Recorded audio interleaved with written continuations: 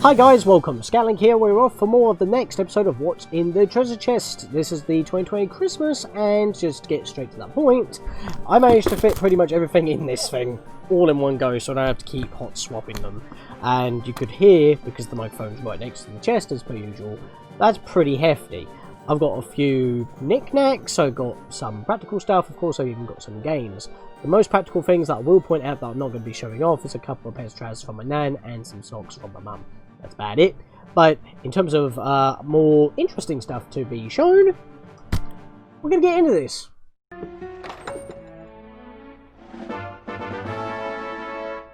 First off is yet the latest edition of the Legend of Zelda Twilight Princess manga, which is volume numero 4, I believe that is the number, 5. I'm not good with other languages. However, this is the 5th volume that pretty much sits on top of the previous 4 volumes of Twilight Princess. Yes, these are all different games, and then just 5 volumes of Twilight Princess. Why is there so much? It's just... they're really going into detail with Twilight Princess. The story is pretty big in that game. It is probably one of the bigger Zelda stories out there. I mean, if you'd think Breath of the Wild is big, that's literally just covering the memories, really, and it's like, oh, Link, you've woken up, go rescue the princess after you've done the Great Plateau, and then they pretty much write your own story at that point. But despite how big the game is, the story is very minimal. It's pretty much like the first game. You go do whatever, save the princess, or save Hyrule, get the Triforce, whatever. But yeah, they're really going into detail with that, and to be honest, just like with the art of Akira Himikawa, actually, I think they're 2 separate people. Stella Condrate gifted me that, and funnily enough, she's gifted me the whole thing here.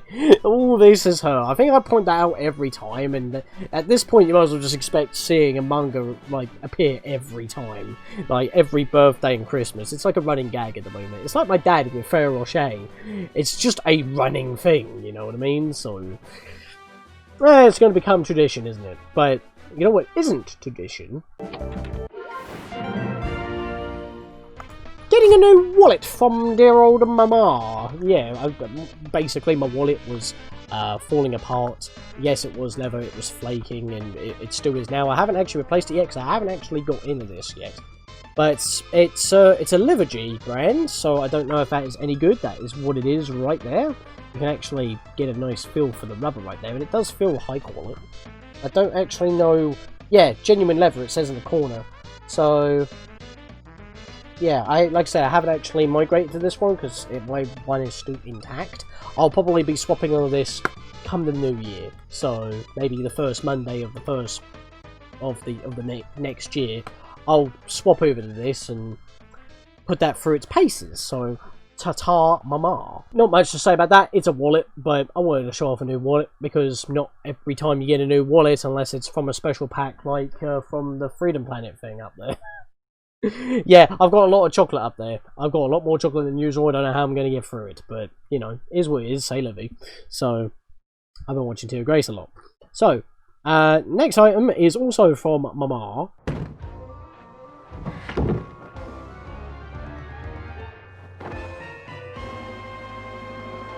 And speaking of Breath of the Wild, we have Hyrule Warriors Age of Calamity. Now, I've already done as much as possible in the demo. I've only just started playing this, so beyond where you are at the demo, I've done Chapter 2's Varuta, which is the Elephant Divine Beast, and you get to control them.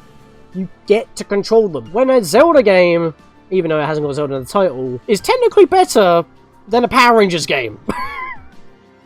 Seriously, the only games that I know you can control Zords on are Legacy Wars, which, okay, it's like a tournament fighter, but not exactly the best. The actual tournament fighter, Power for the Grid, only has them as special moves, and they just do their own thing by attacking the ranger on the or enemy on the other side of the map. And you use them as specials in All-Stars, Power Rangers All-Stars. Yeah, I'm talking about all about Power Rangers at this point, but it's really coming to full focus. But, you know, as I said before, 5 champions piloting divine beasts is just replace champions with teenagers or rangers or whatever, and replace divine beasts with Zords.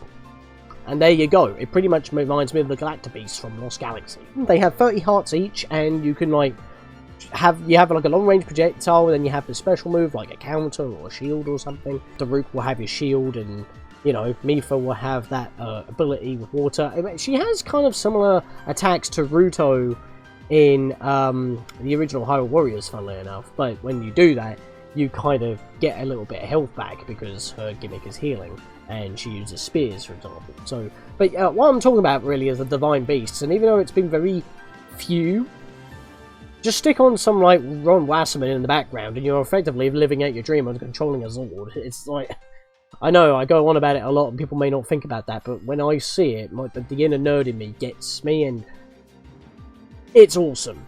Now, the problem that I actually do have with this game is, and everyone said this already, the frame rate. What is up with the frame rate? I know that it's a Warriors game, there's tons of enemies, it's gonna lag, but it sometimes, even on single player, when I, like, do too many flashy moves with Impa or Zelda, I swear the game, like, hangs on a single frame for a whole second before it starts to catch up with itself. And then all of a sudden it just catches up at like 2, 5, 6, 10 frames a second. It's like, this was built for the ground up for the Switch.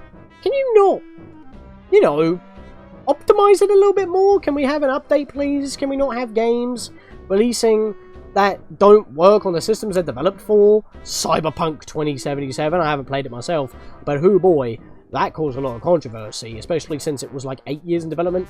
Bayonetta 3 just recently had a tweet come out saying that development's going great, guys, and it's like, yeah, like, it was announced when the Switch was announced, and we still haven't seen any footage. I know that Metroid Prime 4, which, again, we had only a logo teaser like Bayonetta 3 when the Switch was revealed, but, you know, that was actually announced to have been restarted development.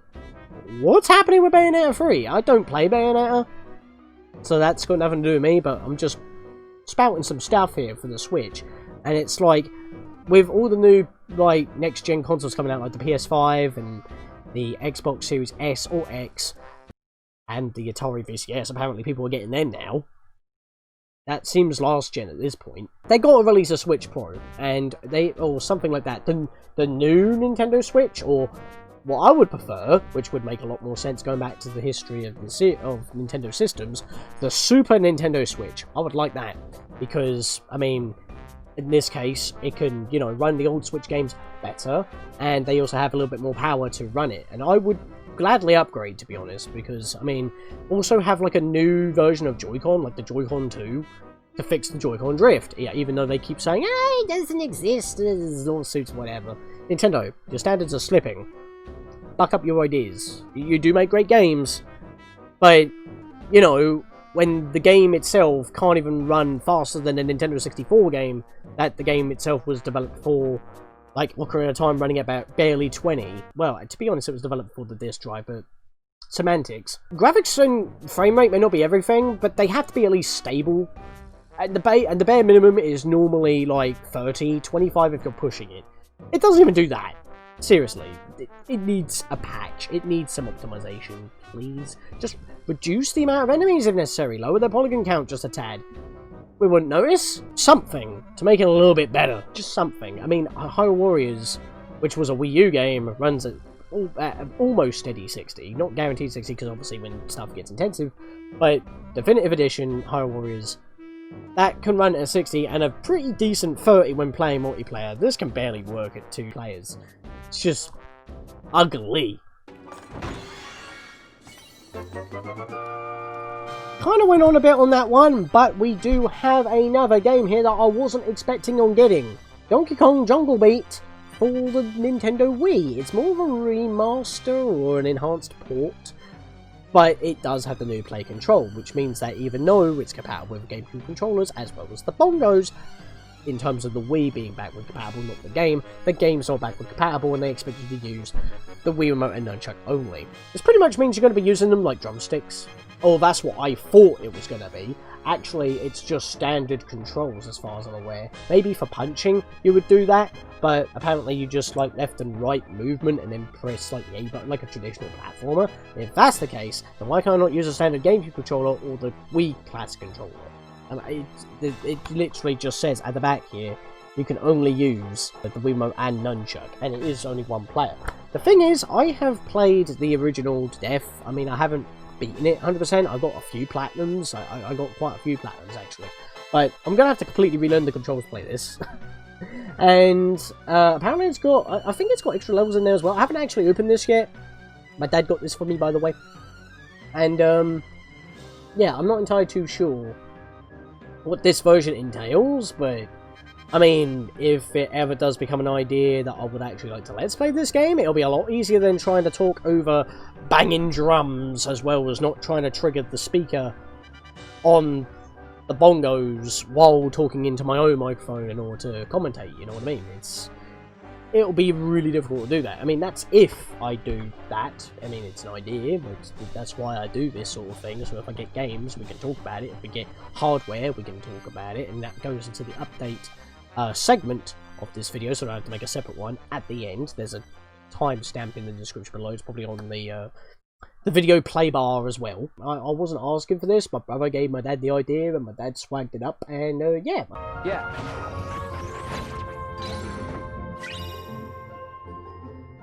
Since we want to get all the games out of the way, let's get the last one out, which is, of course, Kingdom Hearts Melody of Memory, which is more of a filler game than anything else. I mean, until you get to the end, I mean, my brother's already been playing it, it's almost at the end already, because it's just music.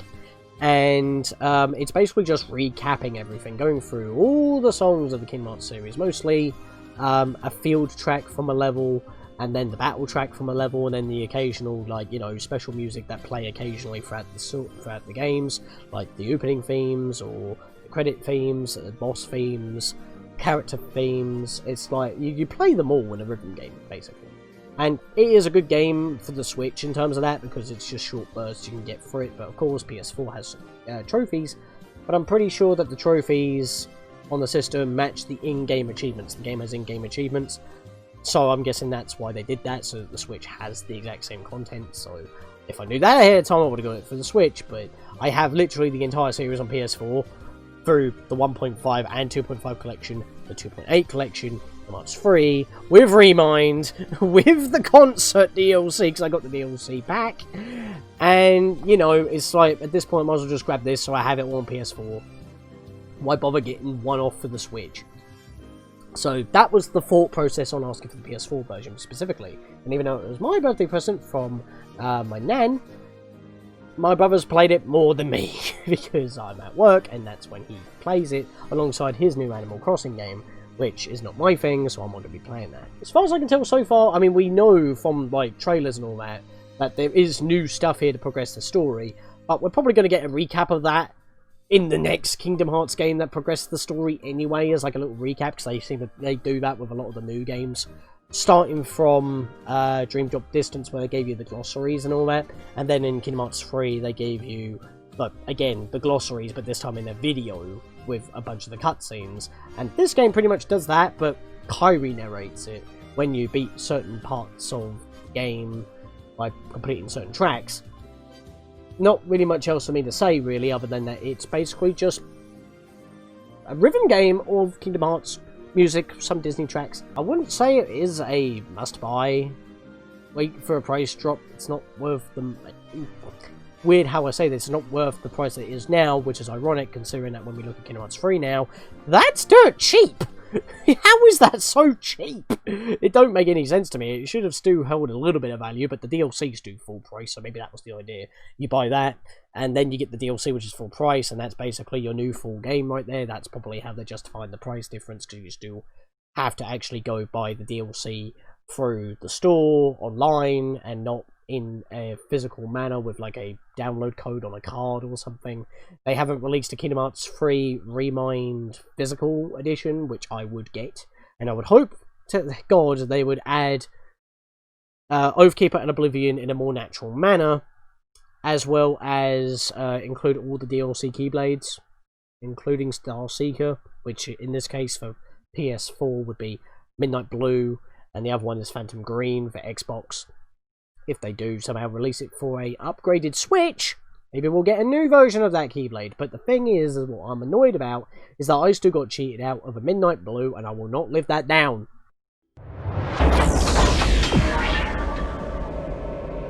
Yeah, going on a bit of a tangent, knackers you out a bit, so I think what we need to do is calm down with a crystal from Super Linkario. I believe this is a Labradorite pillar. I'll just get it in the light there. Maybe the focus will focus on it. There we go. Okay, excuse me, the little cut on my finger there. My fingers are dry. I couldn't get those moisturized in time. My apologies. But yeah, so that is a, I believe, a Labradorite crystal. She'll probably correct me in the comment section when this is uploaded, but my apologies on that. But yes, I believe this is, funnily enough, to help relieve stress in the you know, the spiritual aspects of crystals. I don't know that off the top of my head. I'm not the expert. I'm just remembering what I've been going off of. But it is a nice little pillar. I mean, it looks like a pencil, actually. You can hold it like a pencil as well. So I guess you could call it a magic pencil. I don't know. It's nice to look at, though, to be honest. But I do have a crystal that is also from Super Linkario, which is actually better than that one, in my opinion. And she picked it out specifically for me because I love weapons.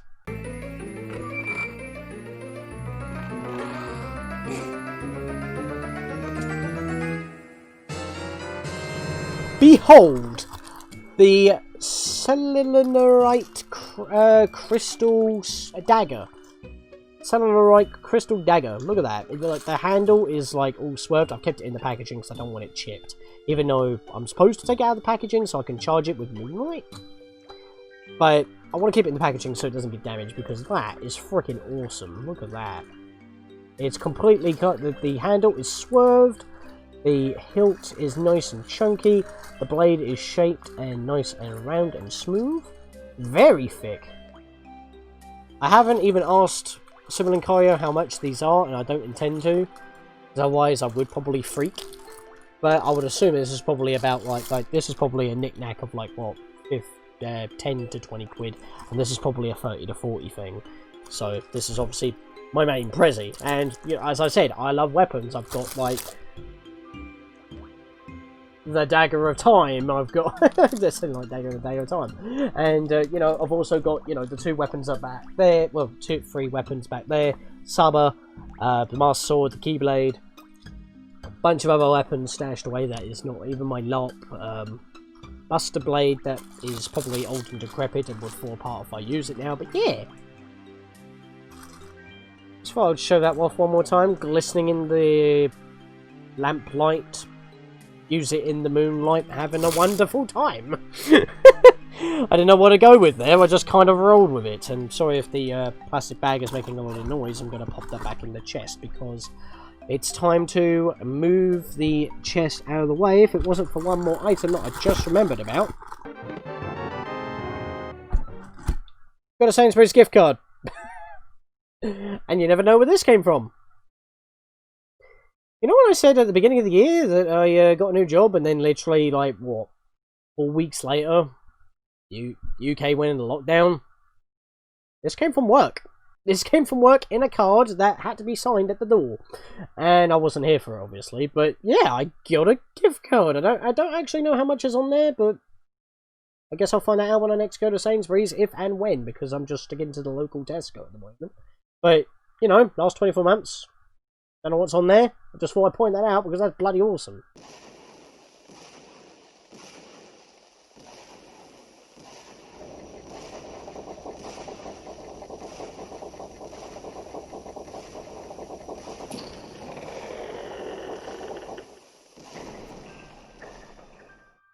I survived 2020. Like we have to keep beating a dead horse and trampling on its grave with another horse. What has this year been? Seriously, it's been a roller coaster of emotions. It's been doom and gloom and depressing and shit. Nothing but death and all that. Politics and stupidity. And it keeps on going because of mostly people's stupidity. I am not afraid to say that, because that is what is increasing it, because when people, you know, protest for the very reasons to prevent it, you're making it worse. And it upsets me. It really does, because, like, we're finishing off 2020, and it's not just gonna go away as soon as the fireworks hit for the new year on a stroke of midnight. We're continuing on, because right now the UK has a it did have a 3-tier system. It went up with 4 tiers, and 4th tier was basically local lockdown. And that was like, second lockdown ended on the 2nd of December, and almost everywhere hit tier 4 in the UK on the 22nd. Barely 3 weeks before we had to go into effectively a 3rd lockdown. And people don't learn, and that's pretty much all I'm going to say on that, because I don't want to be too doom and gloom. I don't want to be talking about it yet again, because we are all sick of hearing it, but that is what, you can't have a conversation about it popping up, and it drives me insane, and it drives everybody insane. Anyway, let's get on to the actual news of the channel, which, I'm supposed to say, is going to be just reiterating what was said in the previous update video at that time, with a few new updates. So I'm going to try and do a lightning round of footnotes, because I don't want to be, again, leaving you with nothing, because I normally have a few things planned, and I do. But it's the same things that I've roughly said, except for a few additional things, and I'm just going around in circles, so let's get into it. So, lightning round is a go-go. First off, we have Pikmin 2 Kaizo Edition. We are actually 80% done with the debt thus far, even though we've already hit 10 grand. We've just finished off the Awakening Wood for all of the caves in there on a 5.5 hour live stream that is taking me more than 2 weeks to edit because of work and everything else like that with the holidays and such. This is pretty much the last video for the year, so that's why I wanted to, you know, get this all wrapped up just in case, so I can talk about this right before we hit the new year. Happy New Year!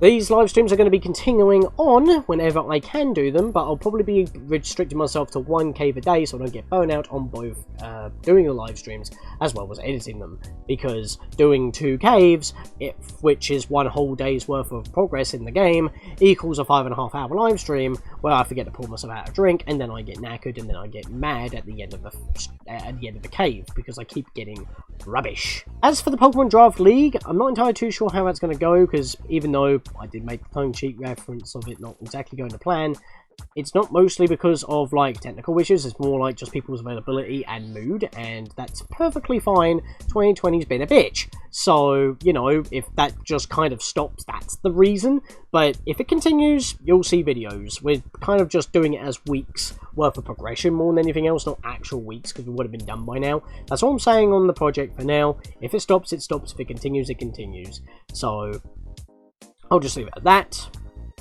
Sorry in advance. Board streams, however, I was hoping to actually, you know, get at some point do board streams as I wanted to actually do. Use physical boards, even maybe with a DVD game or something, even though that's probably a bit dubious.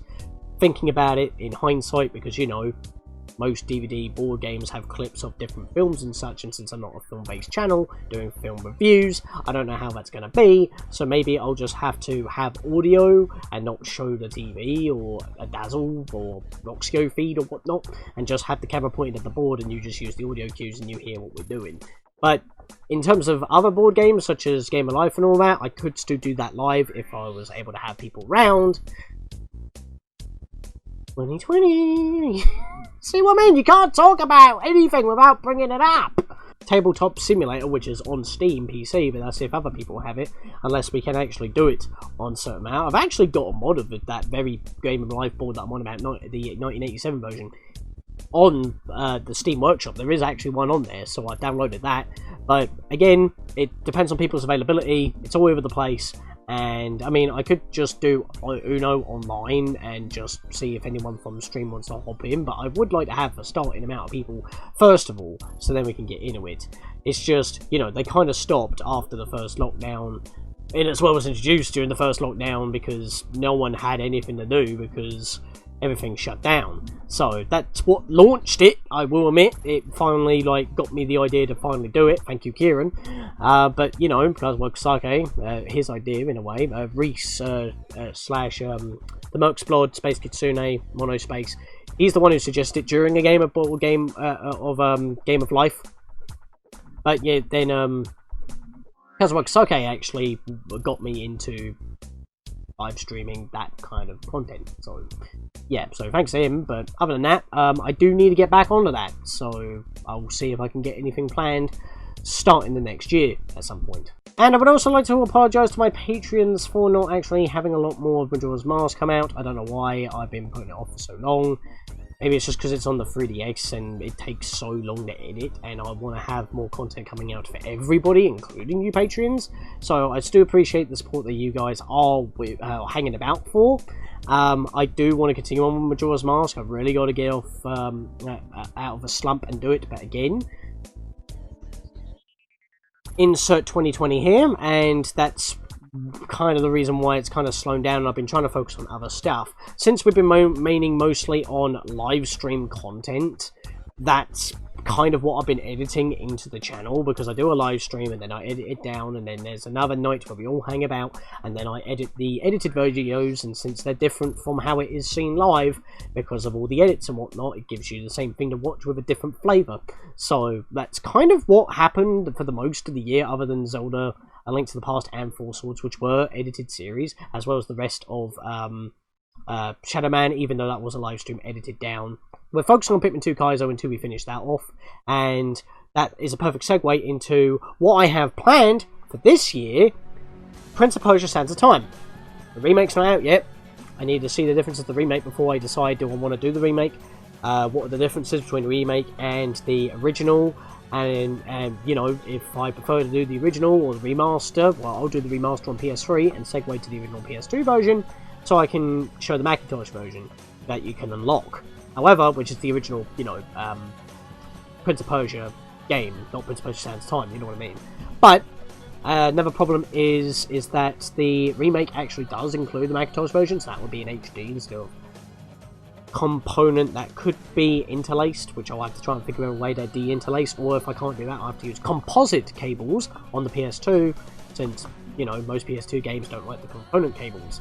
So that's something we're going to have to figure out when we get there. That's still on the table. I still want to do that game, and it's a pretty short game, so that's not that big of a problem.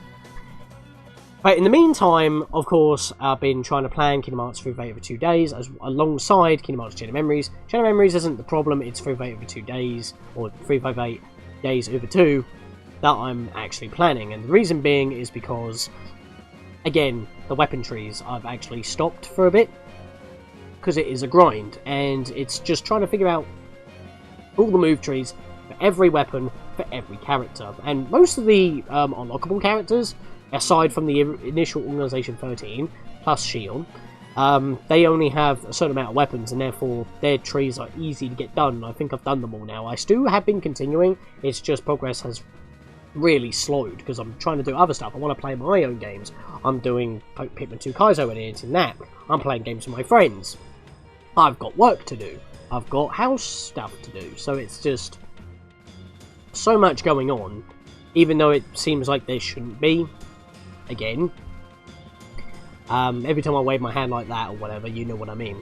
So it's just getting into a plan, and then I can actually start doing 3 over 2 days and Chain of Memories. I still want to do them both simultaneously, and then we can get to Kingdom Hearts 2 a little bit quicker.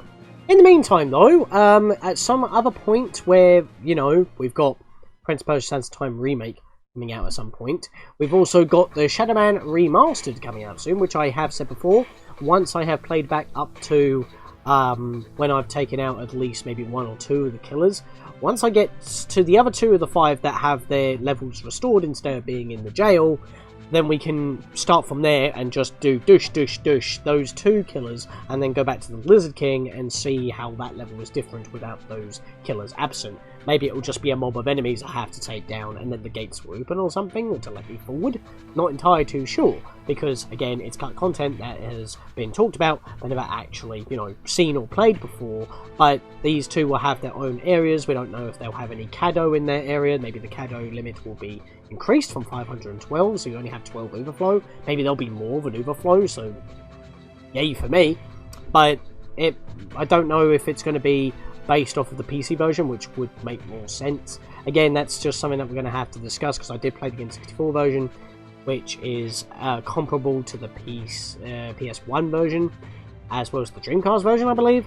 I forget how it is, but, you know, once I actually get to that point and I live stream those bonuses, we'll be covering that when we can, and that won't be happening around Halloween, because, another perfect segue, in many more ways than one, we've got Shadow Man Second Coming for Halloween, because I did say that I would have done it not last, or 2020's Halloween, but I do a Halloween special Let's Play every 2 years, and considering that I did 2 Let's Plays for Halloween, or like, not this year but last year, which was Earthbound Halloween by Toby Fox, as well as Shadow Man, and Shadow Man went on way longer than intended, which kind of went into this year, about halfway through as well.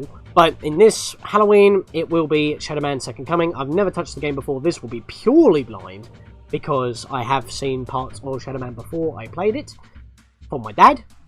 Shadow Man Second Coming, never owned it until I bought it literally before the final live stream, which was the final episode of that Let's Play. So yeah, I didn't even know it existed until I did a little bit of research for Shadow Man 1. So that's that, but that's like concrete stuff in the future. That's not what's upcoming, like, near the start of the next year. And I haven't got a lot to mention. Here's something that kind of just crept up on me, and I decided to hop in at the chance. The Super LP Heroes are doing an Undertale True Pacifist versus. It's a 6-way versus, and I'm going to be part of it. It's actually going to be a redo of what we tried to do on December 19th. We're doing this one on January 9th. It's not live streamed, but I do not have any controls over the how it's edited or when it's uploaded. I've just made the thumbnail for it. It's probably over here somewhere. If you remember, a couple years back, I did participate in a Freedom Planet Lilac Classic Easy versus. Very hard to remember there, but it was that specific. Basically, we played Lilac's story on easy difficulty, so we had regeneration and the enemies had less health. And we did classic, so we didn't have any of the cutscenes. And yeah, I participated in that versus as well, which was also a 6-way versus, and that was my first versus with the Super LP Heroes.